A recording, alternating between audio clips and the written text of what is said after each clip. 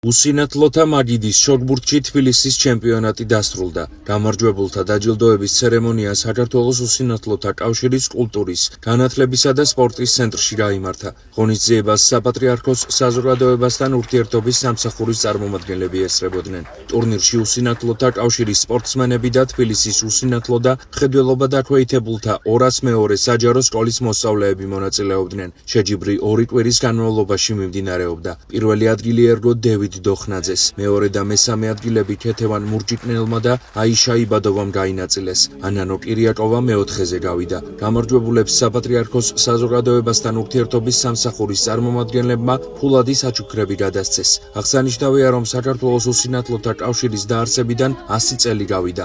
აღნიშნული ჩემპიონატის საიუბილეო თარიღს მიეძღვნა. დღევანდელ ღონისძიებაში მონაწილეობდნენ საქართველოს უსინათლოთა კავშირის ვაჟთა და გოგონათა გუნდები. უსინათლოთა კავშირში ჩატარდა მაგიდის ადაპტირებული ჩოგბურთი.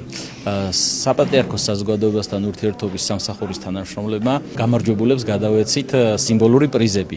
ჩვენ მოხარულები ვართ გავს ღონისძიებაში მონაწილეობისთვის და მომავალშიც გავაგრძელებთ გავს აქტივობებს. მოხარულები ვართ, რომ ხელს უწყობთ ასეთი ღონისძიებების ჩატარებას.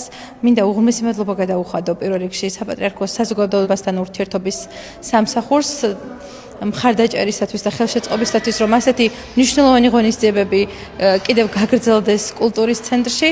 მე მოხარული ვიქნები, რომ სხვადასხვა სპორტში, კონკრეტულად კიდევ ჩვენ გვაქვს უსინათლოთა ჭადრაკი და შაში, ასევე ამ სპორტის სახეობებშიც გამოჩნდნენ მსურველები, ბავშვები, ახალგაზრდები, რათა კიდევ უფრო განვითარდეს და ჩვენი სპორტი გავიდეს საქართველოს ფარგლებს გარეთაც. როგორც ყველა მონაწილეს, მეც მინდოდა გამარჯვება ამ ტურნირზე. ამ ჩემპიონატზე კი ბევრი ნერვიულობაც იყო და ბევრი სიხარულიც იყო, მაგრამ ყველაზე მეტად მაინც ჩემთვის რთული ის იყო, რომ მეგობრებთან მომიწია თამაში და მათი დამარცხება. მემზადები და ბოლომდე გავაკეთებ ყველაფერს, რომ იქაც შეძლებს დაგვარად პირველი ადგილი ავიღო. თბილისის ჩემპიონატი წარმატებით მიმდინარეობდა.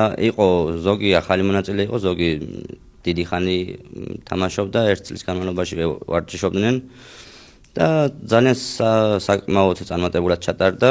4 საუკეთესო, პირველი, მეორე, მესამე, მეოთხე ადგილოსანი გამოვავლინეთ და ესენი გაემგზავრნენ ციხისძირში საქართველოს ჩემპიონატზე. შეგახსენებთ, რომ უსინათლოთა მაგიდის ჩოგბურთში საქართველოს ჩემპიონატი ციხისძირში 13 ივნისს გაიხსნება. თბილისის ტურნირის გამარჯვებულები ამ ღონისძიებაში მიიღებენ მონაწილეობას.